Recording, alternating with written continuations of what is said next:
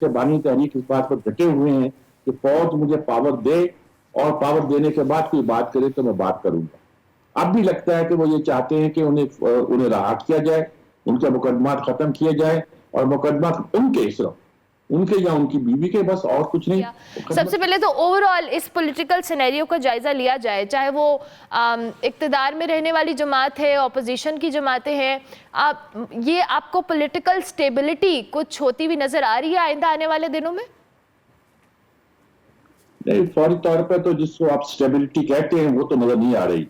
لیکن اگر یہ خیال ہے کہ کوئی حکومت کے لیے کوئی مسائل پیدا ہوں گے, کوئی گڑبڑ پیدا ہوگی, تو ایسا بھی دکھائی نہیں دیتا. نہ تو پی ٹی آئی میں اتنی ہمت ہے کہ وہ حکومت کو ٹاپل کر سکے. وہ اگر مظاہرے بھی کر رہی ہے, دھرنے بھی دے رہی ہے, دھمکیاں بھی دے رہی ہے, تو اس کا مطلب صرف اپنے آپ کا سیاسی وجود قائم رکھنا ہے, اور وہ سیاسی مذاکرات چاہتی بھی نہیں ہے. ان کی خواہش ہے جو وہ کہہ دیتے ہیں, کسی نہ کسی بندے سے کلوا دیتے ہیں کہ ہم تو کریں گے آرمی چیف سے بات یا آئی ایس آئی چیف سے بات, ہم سیاستدانوں سے بات کیا کریں, انہوں نے کون سے فیصلے کرنے. وہ بات جو انڈیا والے کہا کرتے ہیں کبھی کبھی کہ ہم کیوں بات کریں پاکستان کے سیاستدانوں سے, ہم تو ان کے آرمی سے بات کریں گے جو کرنی ہوگی. تو اس طرح کی وہ بات کرتے رہتے ہیں, لیکن پھر اس کی تردید بھی کرتے ہیں. مطلب ان کا کہنا یہ ہے کہ ان کو معلوم ہے کہ ان کی سیاست جو ہے وہ اس کے ذریعے سے وہ کسی طرح بھی پاور میں نہیں آ سکتے. اگر آ سکتے ہیں تو کوئی لے دے کر, کوئی بات کر کے, کوئی انڈرسٹینڈنگ کر کے ہی اگر ان کو لا سکے تو وہ پاور میں آ سکتے ہیں. یہ نہیں ہوتا کہ آپ کے ووٹ کتنے دیے یا کیا لیے. پاکستان کی جو سیاسی حرکیات کیا ہے, ڈائنامکس ہے, اس میں آپ کو بہت سی باتیں اور سوچنا پڑتی ہے, دیکھنا پڑتی ہیں. آپ نے ووٹ لیے ہوں گے, میں نہیں کہتا کہ ووٹ 147 ٹھیک ہے یا 45 ٹھیک ہے, یا کون ٹھیک ہے یا کون نہیں ٹھیک ہے.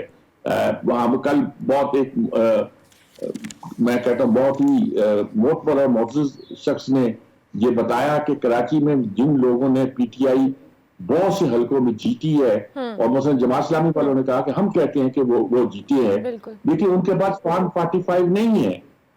یعنی کہ دعوے تو سب کرتے ہیں کہ فارم 45. حافظ نعیم الرحمان صاحب نے کہا کہ جو تحریک انصاف کا مینڈیٹ ہے وہ ان کو دیا جائے. اچھا سجاد صاحب, آپ نے خود کہا کہ جو سیاسی جماعتیں ہیں اوبویسلی آپس میں ایک دوسرے پہ تنقید کرتی ہیں اور کہتے ہیں کہ جی آپس میں بات نہیں کرنی. ایک طرف تو آپ تحریک انصاف کی ہم نے جہاں بات کی کہ وہ کہتے ہیں جی ہم مذاکرات کریں گے اسٹیبلشمنٹ سے یا اس کے حوالے سے, ایک جو رہنما ہے وہ کہتا ہے کہ ہم کر رہے ہیں, دوسرا اس کی تردید کر دیتا ہے.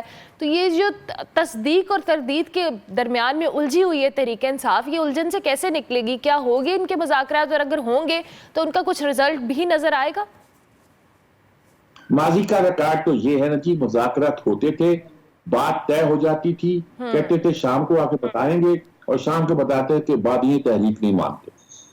اور یہ لگتا تھا کہ یہ بانی تحریک اس بات پر ڈٹے ہوئے ہیں کہ فوج مجھے پاور دے اور پاور دینے کے بعد کوئی بات کرے تو میں بات کروں گا. اب بھی لگتا ہے کہ وہ یہ چاہتے ہیں کہ انہیں رہا کیا جائے, ان کے مقدمات ختم کیے جائیں, اور مقدمات ان کے صرف ان کے یا ان کی بیوی کے, بس اور کچھ نہیں, مقدمت کیے جائے اور ان کو پاور میں لایا جائے, پھر اس کے بعد مذاکرات کیے جائے. اس طرح کی جو جب ایک آپ سٹانس اختیار کر لیتے ہو تو وہ کوئی سیاسی سٹانس نہیں ہوا کرتا. آپ یہ بات ایسی ہے تو کہنا بھی نہیں چاہتے, لیکن کیا آپ یہی رہے ہو. آپ کہہ رہے جی ہمارا مینڈیٹ ہمیں دیا جائے.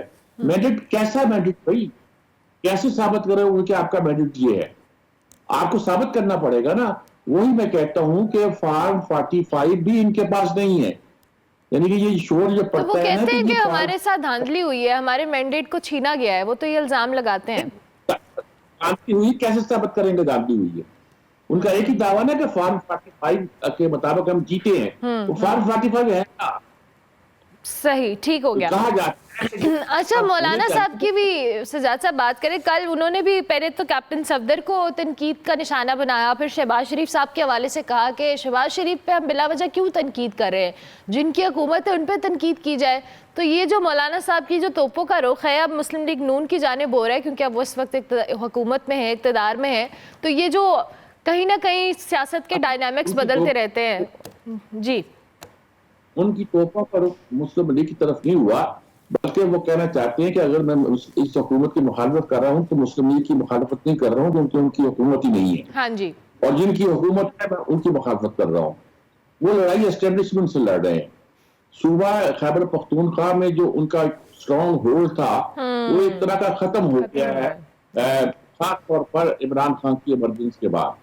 अब जब वो खत्म होता दिखाई देता, देखिए उन्होंने बड़ा रूल किया है, एक खित्ते पे उनकी हुक्मरानी रही है, और उनकी अब उनकी अपनी सीट खतरे में, अपनी कॉन्स्टिट्यूंसी खतरे में।